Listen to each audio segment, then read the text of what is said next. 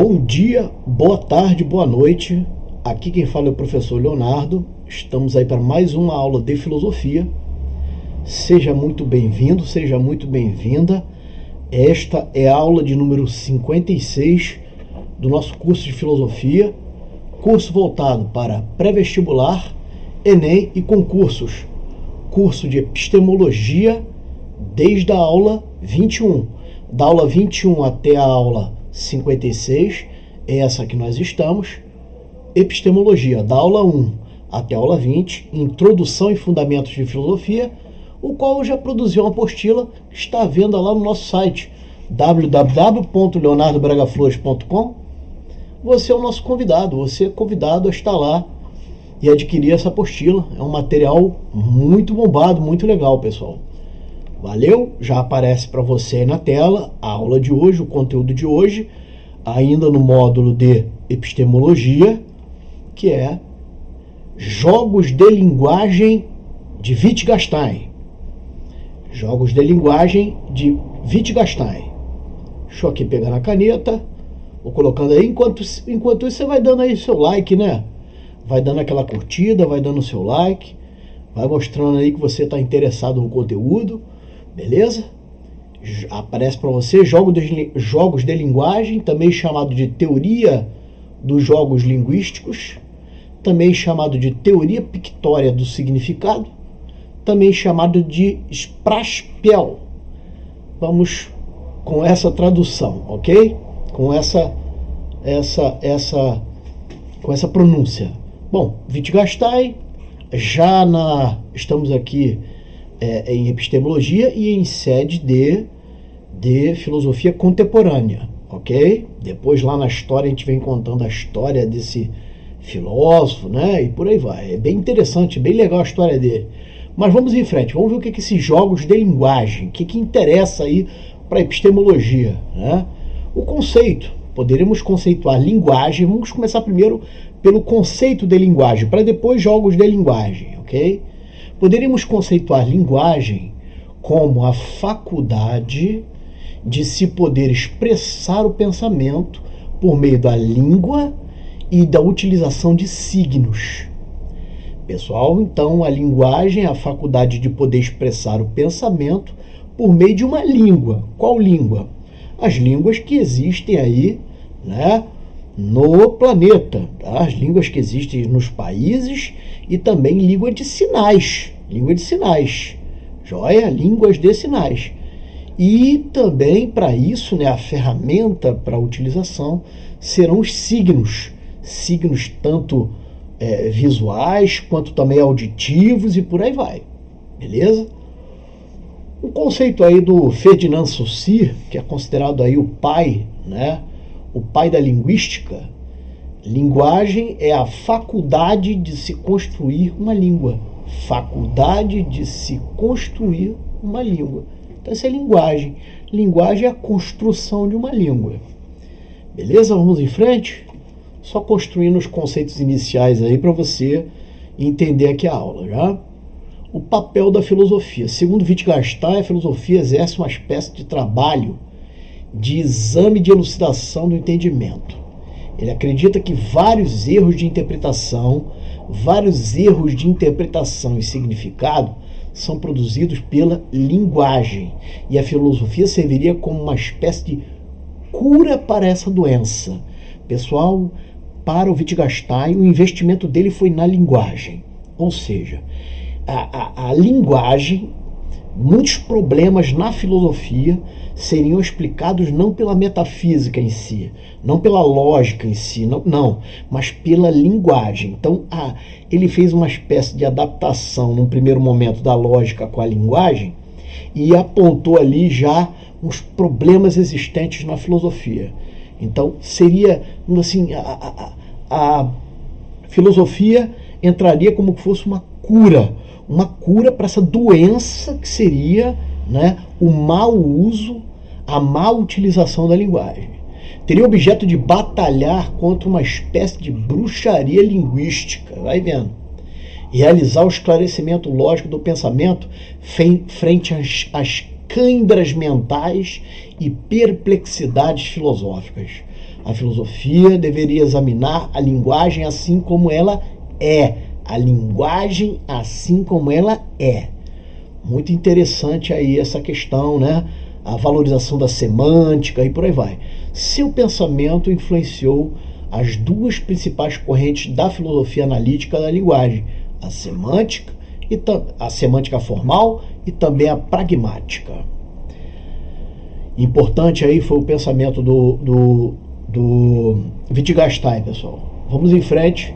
A filosofia é a luta contra o fascínio de certas formas de expressão, que certas formas de expressão exercem sobre nós, tendo por objetivo a elucidação lógica dos pensamentos. Ela luta contra o fascínio de certas expressões causam em nós, e ela também é responsável pela elucidação lógica dos pensamentos. A linguagem, disfarça o pensamento.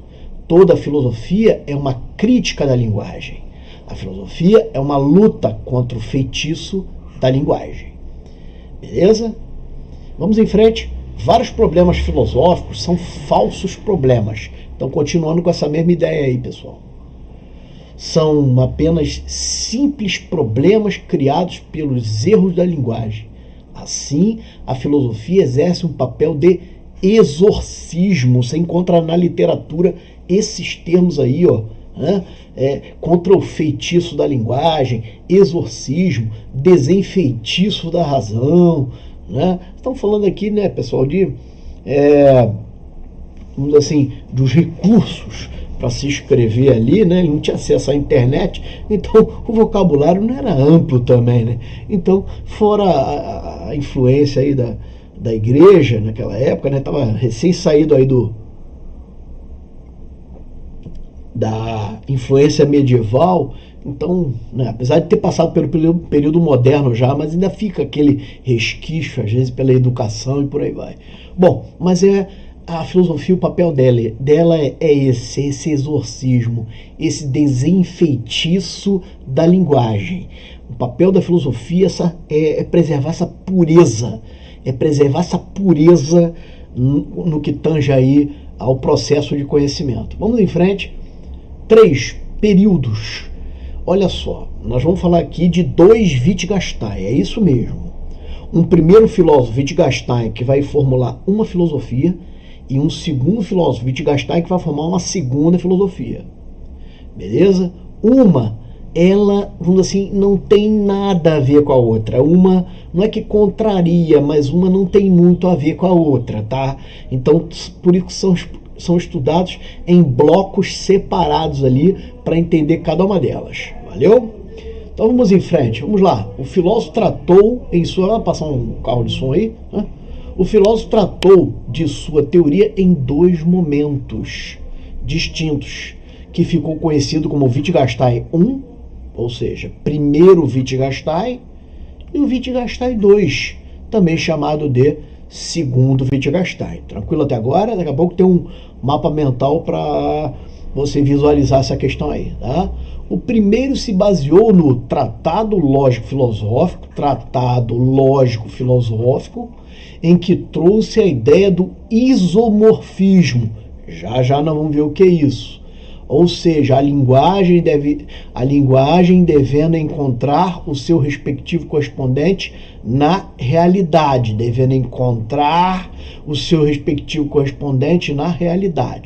Já no segundo Wittgenstein, o filósofo se baseou na obra Investigações Filosóficas e teria equiparado a linguagem a um jogo sujeito a algumas convenções. Beleza? Uma vírgulazinha aqui e aqui esse Szinho aqui. Lá na tua apostila do módulo 2, já estamos formulando, né? A apostila do módulo 1 já está lá. Beleza? Já estamos aqui formulando a apostila do módulo 2, que é epistemologia. E você é o nosso convidado já a adquirir a apostila do módulo 1, né? Bom, vamos em frente. Aí já aparece para você aí na tela o mapa mental disso que eu acabei de explicar. E para elucidar melhor, né, são dois Wittgenstein. Presta atenção aqui, ó. Um aqui, que é o primeiro Wittgenstein, e o segundo Wittgenstein. Ó, aqui, ó, dois. Beleza? Nós dividimos assim: a obra, que é o livro, obra, o método que ele utilizou, a base, método, a base, e, veja só, uma espécie de uma formulazinha assim, sintetizando tudo que ele fez só nesse pedacinho assim, ó, só nesse pedacinho aqui, ó, eu sintetizei tudo que ele fez, praticamente tudo, tá? Nesse mapinha, mini mapinha mental ali no cantinho. Beleza? Vou explicar cada pontinho desse aí então. Então vem comigo. Jogos de linguagem. Já já você vai entender o que é isso, né? Tem lá os jogos de linguagem. Veja, os jogos de linguagem mesmo vai aparecer, pessoal, no segundo Wittgenstein. Essa expressão, jogos de linguagem, aparece no segundo Wittgenstein. Olha só, no momento que ele equipara a linguagem a um jogo. Beleza? No segundo Wittgenstein, ele equipara a linguagem a um jogo, porque no primeiro Wittgenstein, a linguagem tem a noção de correspondente lógico. Então, essa linguagem tem que encontrar na frente algo que logicamente a represente. É essa a ideia, beleza? É o isomorfo-forma, iso igual, é a noção de isomorfismo, forma igual. Forma igual do que? Da linguagem com o seu correspondente lógico. Joia? Com o seu correspondente lógico. Muito bem. A obra tratada nesse primeiro Wittgenstein, nesse primeiro momento do Wittgenstein, foi o Tratado Lógico-Filosófico. O método utilizado foi da dedução e a base foi a lógica. Já na segunda foi outro livro chamado Investigações Filosóficas. O método foi o descritivo e o modo foi a base, foi o modo de vida. Já já você vai entender o que é esse modo de vida, beleza? Vamos em frente. Já aparece para você aí na tela o primeiro Wittgenstein. Primeiro Wittgenstein, também chamado de Wittgenstein I, também chamado de Jovem Wittgenstein. A obra, conforme eu já tinha colocado no mapa mental, Tratado Lógico-Filosófico, de 1921, o método da dedução, tudo a mesma coisa, é a lógica utilizada, e foi o isomorfismo, que foi encontrar a linguagem um correspondente lógico, que estivesse, né, se adequando a ela. Beleza? Então vamos em frente. Wittgenstein dizia que a linguagem deveria corresponder à realidade dos fatos. A realidade dos fatos. Era a busca de uma estrutura lógica que pudesse dar conta do que? Da linguagem. Então ele estava procurando quase uma fórmula matemática que representasse a linguagem. Joia, pessoal? É isso aí. Tá com o teu café aí? A linguagem estaria associada a alguma representação. A linguagem deveria encontrar uma representação no mundo, um correspondente, algo que seja uma realidade para ela. Você entendeu? Foi uma fase embasada na obra Tratado Lógico-Filosófico, em que trouxe a ideia de isomorfismo, aqui não tem esse acentinho, né? Que trouxe a ideia de isomorfismo, ou seja, a linguagem deveria encontrar o seu respectivo correspondente, o quê? Lógico na realidade. Beleza? Vamos em frente. Acreditando ter resolvido, isso foi verdade, ele acreditou ter resolvido os problemas da filosofia com essa questão aí da adaptação, de encontrar um referente lógico para a linguagem, cara. Ele achou que os problemas da filosofia inteiros estariam nisso, né? Acreditando ter resolvido os problemas da filosofia, afirmou ter descoberto muitos problemas metafísicos tratados pelos filósofos anteriores seriam, né, na verdade, originados na má compreensão da linguagem, devido ao descompasso entre a sua forma lógica e a real. Os limites da linguagem habitam nos muros do pensamento, da sintaxe, da lógica e da realidade. Nessa fase foi assim. Foi a questão da sintaxe, da lógica e também da realidade. Foi essa busca, a valorização aí dessas questões. A filosofia tinha o trabalho de analisar a linguagem e conectar o seu verdadeiro valor aos fatos, à realidade e ao real. Falando a mesma coisa, pessoal. Nessa fase, a estrutura lógica era a chave, a estrutura lógica era a chave da linguagem e deveria se encontrar com seu correspondente real. Mais uma vez, vamos ver o que ele diz aí então. A totalidade dos pensamentos verdadeiros é uma figura do mundo. A totalidade dos pensamentos é uma figura, percebe? Do mundo. Olha como é que, né? Pensamento ligado ao mundo. A totalidade das proposições, isso é lógica, é a linguagem. Veja, ele está ligando proposições lógicas com o quê? Com a linguagem. Está colocando a linguagem para explicar, né? Está explicando através de proposições o uso da linguagem. Vamos em frente. Agora o segundo Wittgenstein, que é o mais importante. Aqui que vão aparecer os jogos de linguagem. Na primeira fase, então, foi a lógica explicando esse fenômeno, explicando a linguagem. Agora são os jogos de linguagem. Agora, nesse segundo Wittgenstein, pessoal, você passou bastante tempo. Isso agora é 1953, o livro é Investigações Filosóficas, beleza? O método é descritivo. E aqui vai ser o modo de vida, a base. Já já você vai ver o que é esse modo de vida. E veja só, a convenção vai ser produto desse binômio aí, ó, linguagem com jogo, tá? Vai haver uma convenção, você já vai ver o que é isso. Essa convenção é uma espécie de acordo, né? Onde a conexão da linguagem, na verdade a linguagem vai ser, na concepção do Wittgenstein, um jogo. Linguagem nada mais é do que um jogo. Mas como é que funciona esse jogo? Já já você vai entender. Mas ó, vamos a essa primeira frase aí. Ó. Se um leão pudesse falar, nós não o compreenderíamos. Imagina só você compreender a linguagem de um felino, de um leão. Imagina. Sobre aquilo que não se pode falar, deve-se o quê? Calar. Ou seja, para não pecar, não incorrer em excesso, né? Se não pode falar, é melhor ficar quieto. Muito bem, é um momento de mudança de entendimento do filósofo. Não é mais a lógica e o recurso aí aos fatos. Não é. Agora a questão aqui vai ser um recurso mais de cunho semântico, pessoal. Mais de cunho aqui, ele vai dizer que nós estamos num jogo, não é? O entendimento se forma por um jogo. Já já você vai ver como é que funciona isso aí. Beleza? Publicado postumamente, ou seja, depois que ele morreu, o livro, né? Ele morreu em 51 e aí o livro de 53. Nela, o pensador utiliza pela primeira vez essa expressão aí, jogos de linguagem. Vamos em frente, vou passar aqui o slide. Aqui, o uso da linguagem se ligaria aos mais diversos, ou seja, pluralidade de modos ou tipos, cada um seguindo suas regras próprias. Já já você vai entender.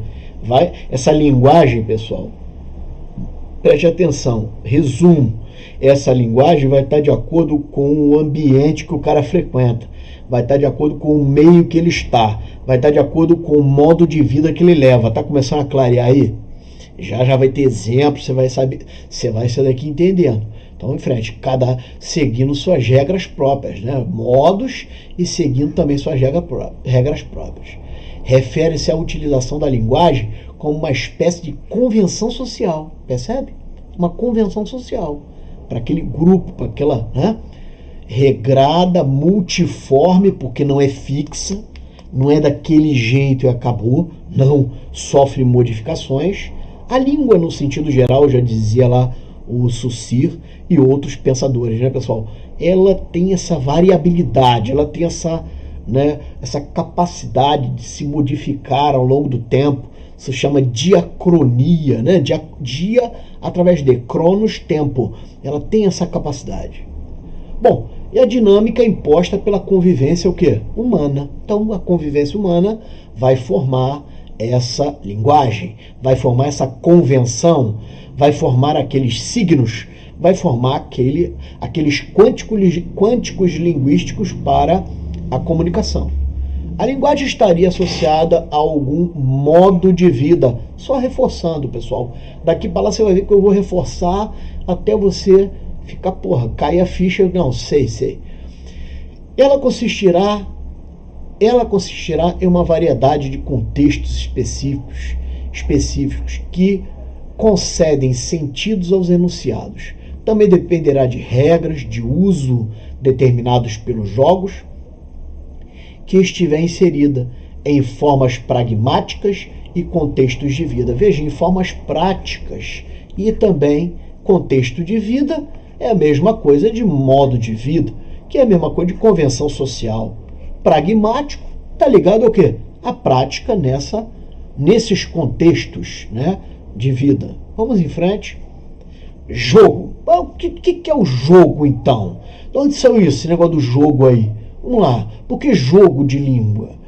Porque é semelhante a uma espécie de um bate-bola mesmo, né? Ligado a um círculo, né? Aquela convivência de pessoas. É um jogo ali, naquele círculo. Então vamos em frente. É a expressão de uma vontade. Isso é um jogo, né? É a intenção, a ideia, dentro de outra determinada situação social. Percebe, pessoal? É entendido dentro de uma cultura compartilhada. Mesma coisa, pessoal. Olha lá, por isso o jogo, a cultura compartilhada. O sentido assumido aqui vincula-se não mais à ideia de lógica, de proposição, que foi no primeiro Wittgenstein, nem pelos fatos, mas ao que entendemos dele, ou seja, um sentido mais semântico. Foi convencionado no âmbito de uma mesma cultura, contexto social, situação social, podendo mudar completamente e não ser entendido se mudarmos também a forma de vida e as regras do jogo. Então, a qualquer momento, aquelas regras, né, de linguagem de jogo podem mudar. E tudo muda. Percebe a dinâmica dela? Não é fixo, não é taxado. Não é fixo, não é taxado, não é aquilo, aquele bloco parado, monolítico, engessado. Não, ela vai sofrer essas mudanças, tá? Beleza? Sobre esse ponto, acrescenta o Danilo Marcondes, que vai dizer o seguinte: o mesmo tipo de expressão linguística poderá ter, portanto, significados diferentes em diferentes contextos. Uma palavra, uma frase, uma expressão, o que quer que seja, veja só, em ambientes diferentes, em momentos diferentes, em contextos diferentes. Por isso que a gente tem que estudar filosofia, cara. Por isso, né? Às vezes uma dança, o cara está dançando aqui, uma dança na praça, pode estar manifestando aqui a minha alegria, mas pode estar afrontando alguma coisa que está ali naquele momento, né? Então tem que, cara, estudar filosofia ajuda o indivíduo a pensar, ajuda o indivíduo a racionalizar as coisas, a pensar melhor, medir as consequências das coisas. Não é verdade? Então vamos em frente, pessoal. Vamos aí prosseguindo na linguagem. Prosseguindo aí nos jogos de linguagem de Wittgenstein. Nós estamos no segundo Wittgenstein, no segundo momento do Wittgenstein. Beleza? São os diversos modos. Vamos reforçar os conceitos, para você aprender legal aí. Diversos modos, tipos, formas de usar a linguagem, cada qual com suas regras, momentos, ambiente próprio. Pessoal, eu não posso usar uma linguagem, imagina só, numa sala de professores, num curso, num colégio, numa escola ou numa faculdade. Eu vou usar uma linguagem de baixo calão, ou uma linguagem chula, né? Ficar ali, a gente vamos, nós vai. Não dá, pessoal. Tem que também não vamos aqui, né, dá aquela mega astrofísico genial e da literatura. Porra, não vou ficar aqui com aquela coisa, né, recitando aí, pensa, não vou, cara. Então tem que ter uma prudência nisso aí, pessoal. Percebe? Bom, mas aqui na aula não tem nada a ver com ética e moral, tem a ver com linguagem, né? Mas você vê que os ambientes mudam, né? Pelos ambientes muda, pelos momentos também muda. Refere-se a uma forma convencional, regrada, multiforme, mais uma vez eu falo, dinâmica e social, de emprego dos signos, das palavras, das frases, manifestações da linguagem, em situação de atividade, forma de vida ou contexto social. Nesse sentido, leciona Marcondes, mais uma vez eu cito, o uso da linguagem é uma prática social, concreta, entendido a partir das formas de vida, das atividades de que é parte integrante. E nessa mesma linha, o Antônio Rezende, agora um outro autor que eu gosto muito, o termo jogo de linguagem deve aqui salientar que falar da linguagem é uma parte de uma atividade ou de uma forma de vida. É isso que eu quero chegar, ó. Forma de vida. Percebe, pessoal? Aí o outro autor aqui, ó, diferente, é outro autor, é outra pessoa. Forma de vida. É só isso para a gente entender hoje. No segundo, Wittgenstein, beleza? O primeiro, a lógica. O segundo, forma de vida. Joia. Muito bem. Vamos em frente. Então, conceitos, palavras e nomes não possuem uma essência universal fixa. Não, isso cai pra caramba. Selecionei 2 questões de prova, tá lá no final. Tá, pessoal? Tá, já estamos chegando, mas uns minutinhos, vamos lá. Ó, é o seguinte, apareceu umas 2 ou 3 questões cobrando isso aí, que ela era fixa, né? Que é fixo. Não, a própria língua já sofre, linguagem vem de língua, cara. A língua já sofre essa diacronia aí, já sofre essa mudança. Então não pode ser fixo, né, pessoal? A diferença de uma linguagem, por exemplo, da maneira de se comunicar das pessoas que têm deficiência, né? Inclusive minha aula aqui é adaptada, olha só, a pessoa, você está ouvindo minha voz aí, né? O microfone está bem aqui, ó. Tá bem aqui embaixo, aqui do lado do escudinho aqui, ó. Tá bem aqui o microfonezinho aqui, tá? Você está ouvindo minha voz, ou seja, uma pessoa que não enxerga, ela consegue acompanhar a aula e eu tô lendo o slide, a pessoa consegue anotar tudo lá na língua dela, que é o Braille. A pessoa que tem uma deficiência auditiva não tá ouvindo nada, não é? Ela tá vendo aqui o slide, imagina, cara, tá acompanhando o meu movimento da boca, né? E tá acompanhando o que eu tô grifando. Então a pessoa consegue também o quê? Anotar. Eu montei essas aulas pensando nisso aí também, beleza? Bom, mas vamos em frente. Ó, não é fixo. A linguagem tem essa questão aí, tá? Não é pré-definido. Mas com base na ideia de jogos de linguagem, o significado de uma palavra será determinada pelas regras que governam o seu uso. Regras que governam o seu uso. Por exemplo, vamos lá no fórum. Não coloquei esse exemplo lá embaixo, acho que não. Tá? Entre os exemplos que eu vou trabalhar. Vamos no fórum, trabalhar como advogado. Você, como advogado, vai utilizar as regras de linguagem dali falar. Está se cogitando aí, parece no STF, a mudança dessas questões, né? Melhorar a linguagem e tal. Mas jamais vai ter uma linguagem, né, igual do senso comum, não, jamais, né? A linguagem mesmo do processo, seja penal ou civil, é uma linguagem técnica, cara. Não tem como, é uma linguagem daquilo ali, dos livros. Não tem como mudar aquilo, não. Bom, mas regras que governem o seu uso em um contexto linguístico aí, ó, específico.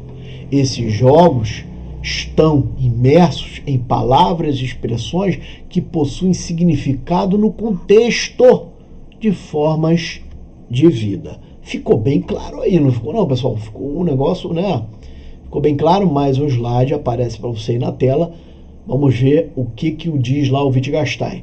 Não busca o significado, busque o uso, percebe? Não busca o significado, ele quer, busca o uso, mano. O uso daquilo dentro, né? Como se usa aquilo dentro daquele meio, daquele círculo. O significado de uma palavra é o seu uso na linguagem. É o uso, é o emprego dele, cara. Né? A raiz daquela expressão, daquilo que está sendo utilizado, daquela linguagem, é usando realmente. E ele pode variar conforme o contexto. Uma mesma palavra tem um sentido aqui e é usada em outro momento, de outra forma aqui, pode ter um outro significado interessante.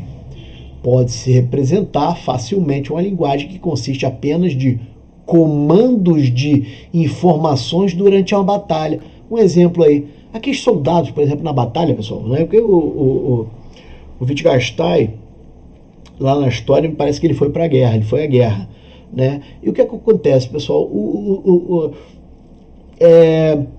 Os soldados têm códigos de linguagem. Se você serviu o exército, né, você vai ver lá, para falar no rádio, tem lá Alfa, Bravo, Charlie, né, não lembro mais, Delta, acho que é, enfim, né, utiliza ali um pouco das expressões em grego, enfim, tá?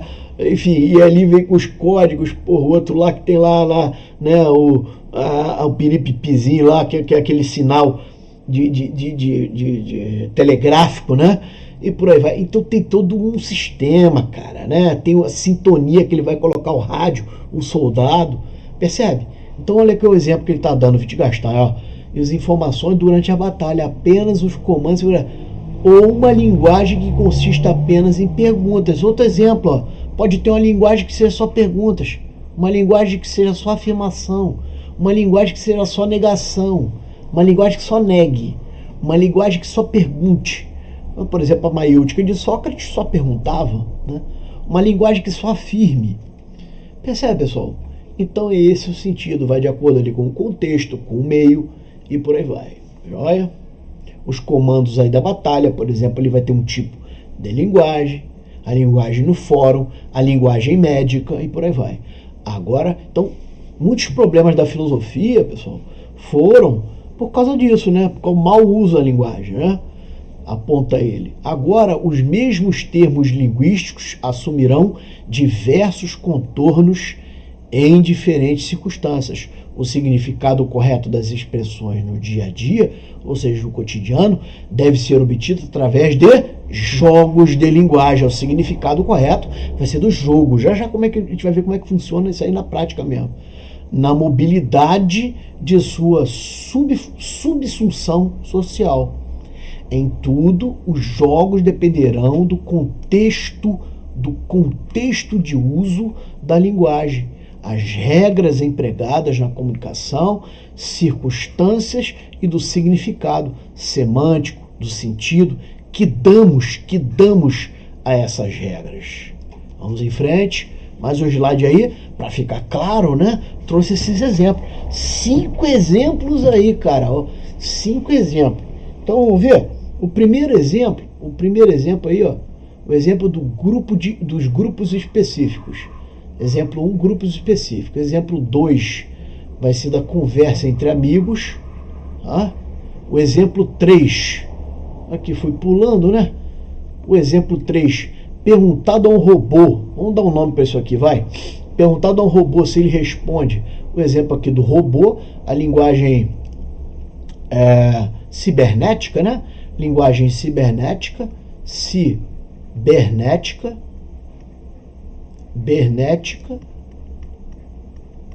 Eu vou aqui escrever lá na tua apostila depois. Peças de xadrez é o quarto exemplo aí, ó. Peças de xadrez. E o quinto exemplo, linguagem uniforme. Valeu? Linguagem uniforme. Então vamos lá. Primeiro exemplo, grupos específicos. O que nos espera aí? Vamos lá. Um grupo X está conversando sobre algo. Imagina lá um grupo, pessoal. Você pertence ao grupo Y, tá legal? E o grupo X está conversando. Vamos supor que você seja advogado, beleza? E o grupo X seja um grupo de médico. Porra, aí você estica a orelha, tenta entender o que está acontecendo ali, e às vezes a conversa está bem profunda naquilo que se quer. Imagina, cara, então um grupo X conversa sobre algo que não é compreendido pelas pessoas do grupo Y. Deu para entender aí? O jogo de linguagem, os caras ali estão na época lá chamar de pelada, bate-bola, né? Ou seja, no campinho, fica lá, né? E aqui a gente tá no nosso campo aqui, já tem grama, já tem, né? É mais sofisticado, já é um campo, né? Que o pessoal que usa chuteira e tal, percebe aí? Bom, mas não tem nada a ver com campo, mas você entendeu aí, né? No exemplo 2, conversa entre amigos. A e B, amigos de longa data, conversam sobre o assunto. Então os dois, imagina lá, você encontra dois amigos que são amigos de longa data, estão falando sobre uma coisa que aconteceu. Beleza? E aí chega C, que é recém-conhecido dos dois. Ali se apresenta o C, né? Aí o A e B estão conversando sobre uma coisa que aconteceu, o C vai ficar com aquela cara assim, ó. Né? Você já passou por isso? Todo mundo já passou, né? Não tem a mínima noção do que os caras estão falando, mas fica ali por educação, tenta prestar atenção, ficar rindo também, né? Beleza? Bom, o exemplo 3 aí é a cibernética. E tem aquele negócio, não tá aqui não, tá ali na estante, é Alexa que chama, né? Aquela Alexa, aquele robozinho. Aí você bota lá, hoje em dia tem uns robôs aí, né, cara? Vejo aí no Instagram, rapaz, os caras lá, um robô falando mesmo com o olho, com cabeça, com tudo mais.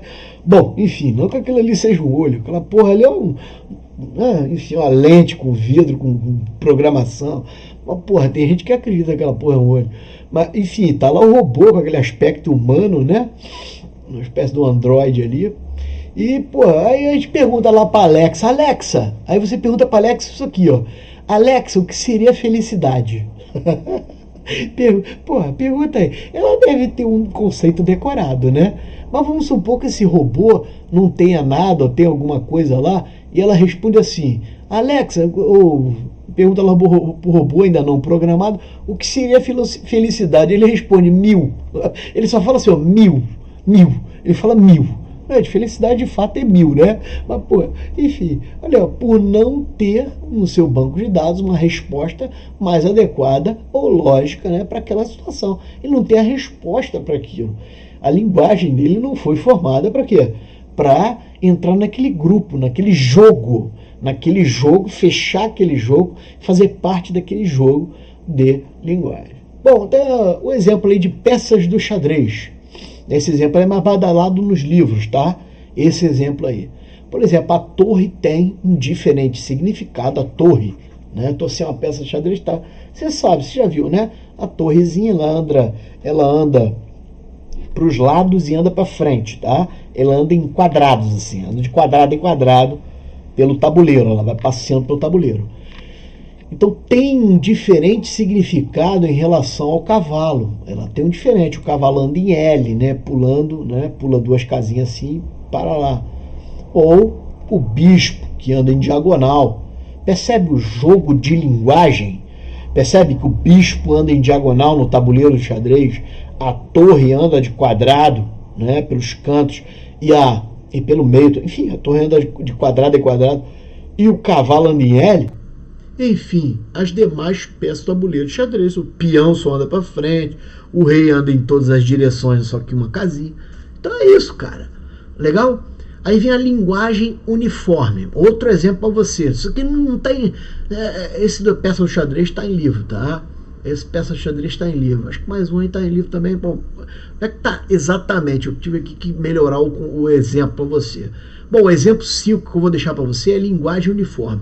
Uma linguagem composta apenas de perguntas. Esse aí tá badalado também. Só perguntas. Vamos supor que lá a maiêutica de Sócrates, né? Não é que seja só pergunta, lá predominantemente para levar até o parto, né? Para levar até ali o indivíduo a maiêutica, para levá-lo até o conhecimento, ele fazia perguntas, né? Usava a contradição, aquela coisa toda. Outra só de respostas, então só dá respostas. E outra só de comandos. Normalmente um político, né, ele dá respostas para as questões que estiver sendo ali interrogado, né? A linguagem normalmente é essa. Beleza? Ou só de comandos. Comandos, aí já entra ali, né, a linguagem de guerra e por aí vai. Percebe o jogo de linguagem, pessoal? Você está entendendo? Tranquilo? Faça essa questão de prova aí, que caiu pela banca FGV. Toma um café e vai fazendo essa questão. Óbvio que você vai dar o like nisso, né, pessoal?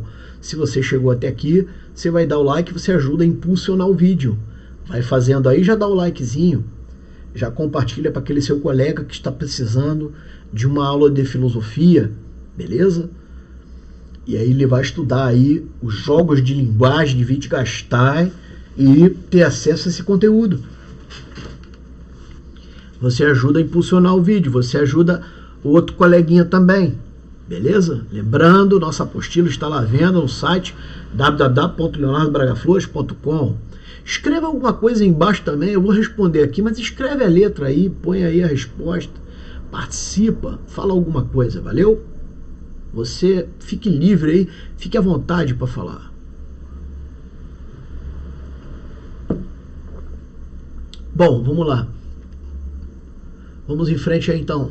Pode-se representar facilmente uma linguagem que consiste apenas em comandos, o fragmento do texto que eu coloquei lá, né, pessoal, de investigações filosóficas, que seja apenas de comandos e informações. Ele está falando aqui do segundo Wittgenstein. Olha aqui, ó, investigações filosóficas, Wittgenstein. Olha aí, ó, ele está dando o exemplo de comandos e informações. Esse aqui é o segundo Wittgenstein. Se é o segundo Wittgenstein, é o quê? É a linguagem utilizada o quê? No modo de vida das pessoas. No modo, na maneira de viver, no modo de viver, no modo de vida. Se é o modo de vida, marcou que letra aí? Fala para mim. Bom, mas já vamos em frente. Durante uma batalha. Ou na linguagem que consiste apenas de perguntas, de expressão de afirmação. Esse último aí que a gente tratou, né? Nós estamos falando de representação do mundo? Não. Nomeação de objetos? Não. Nada a ver, isso que está tudo errado. A resposta é forma de vida. Beleza? Esse é o segundo Wittgenstein. Vai levar em conta aí aqueles exemplos todos que a gente tratou. A forma de vida. Trouxe mais uma questão, cara. Aí, ó. Faça essa aí, ó. Sobre Wittgenstein e a sua filosofia. É errado. Errado afirmar. Mais uma aí caiu em alguma prova. Beleza? É errado afirmar. Errado afirmar. Faça essa aí. Quem não deu like, já aproveita, dá o like aí, compartilha pro colega. Nossos simulados estão lá te esperando. Beleza? Rodada 1 e 2 de simulados. 6 horas de aula. Alto nível para você fazer as provas. Só 6 horas você vai esburacar 20 itens do edital. Bom, marcou que letra aí? Vamos, se eu não me engano, é a letra A a resposta, mas vamos olhar de baixo para cima para conferir se é isso mesmo. Na letra D, o Tractus, ou tratado, versa sobre a relação entre a forma lógica. O tratado é o primeiro Wittgenstein, não é o primeiro Wittgenstein, pessoal? O primeiro Wittgenstein é a forma que é lógica da linguagem e sua relação com o mundo. Lógica da linguagem e sua relação com o mundo. Isso aqui é verdadeiro. Wittgenstein influenciou decisivamente em duas principais vertentes da filosofia analítica, da linguagem, a linguagem contemporânea. Quais foram elas? A semântica formal e pragmática. Verdadeiro começo da aula. Letra B, vamos ver. Deve ser A mesmo, vamos ver a B. O pensamento de Wittgenstein, ele quer a falsa, pessoal. O pensamento de Wittgenstein possui mais de uma fase. Verdadeira até aqui. Ele tem duas fases. Primeira fase, que é ele utiliza a lógica, e a segunda fase, que ele utiliza os jogos de linguagem. Beleza? Beleza. Podendo se dividir num primeiro, no tratado lógico-filosófico, olha aí que legal, e no segundo, investigações filosóficas. Poxa, cobrou os livros. Verdadeiro. No primeiro é o tratado lógico-filosófico, E no segundo, investigações filosóficas, onde vai estar o quê? Os jogos de linguagem. Letra A, vamos ver, só pode ser essa falsa, né? Wittgenstein, filósofo analítico da linguagem, permaneceu por toda a vida intelectual numa mesmo quê? Temática? Não. Onde pôde concluir que o seu pensamento possui única fase. Pô, olha, cara, primeiro que não foi uma única temática, tá? Ele analisou outros pontos aí da filosofia, pessoal. Hoje nós analisamos a epistemologia no que concerne aí a linguagem, tá? Mas o erro principal está aqui, que só tem uma única fase. Não, ele tem duas. E quais são? Primeira, né, do primeiro Wittgenstein, e segunda, do segundo Wittgenstein. Então essa aqui é a resposta falsa, logo vai ser a resposta verdadeira. Vai vendo, né? Tranquilo? Aí, e é essa apostila que eu tô falando. E outra, só um detalhe: se você assistiu da aula 1 até a aula 20, você chega lá, matricula lá na apostila, compra, né, a apostila, tá legal? Você vai ter um material muito legal, tem vários exercícios nela, exercícios autorais, tem questões de prova também, e você ganha um certificado de 8 horas de participação de todo o módulo 1.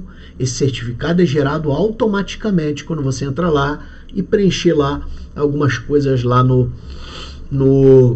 é prova nem nada disso não, tá? Mas é já um certificado de participação do módulo 1, ou tomo 1, chamei de tomo 1, que é com 8 horas aí de aula, um módulozinho bem interessante, né? Tem curso inteiro de filosofia com 8 horas aí, por aí, pessoal. Que lá é só a parte introdutória. Olha aí, ó, 300 questões de filosofia, tem outras sendo formuladas, né? Mas aí tem 100 questões ou 300.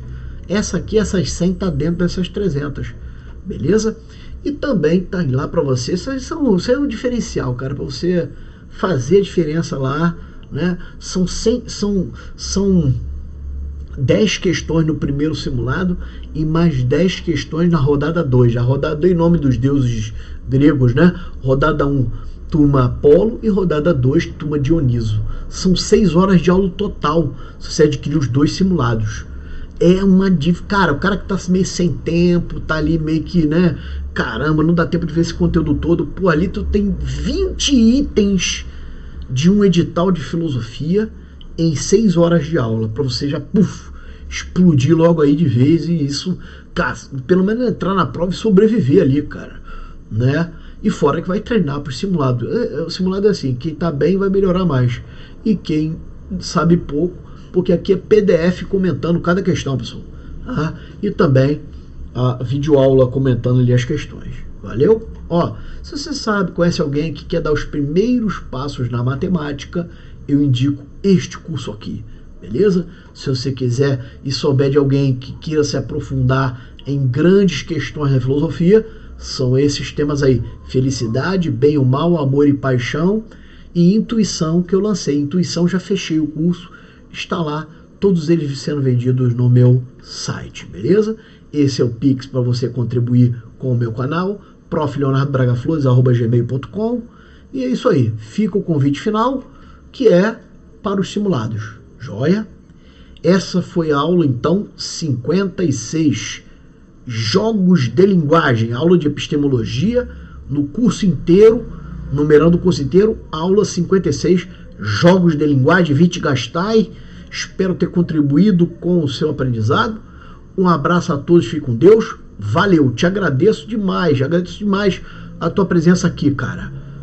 Te aguardo no próximo encontro, se Deus assim permitir da gente chegar lá, né? Um abraço a todos, fique com Deus. Valeu.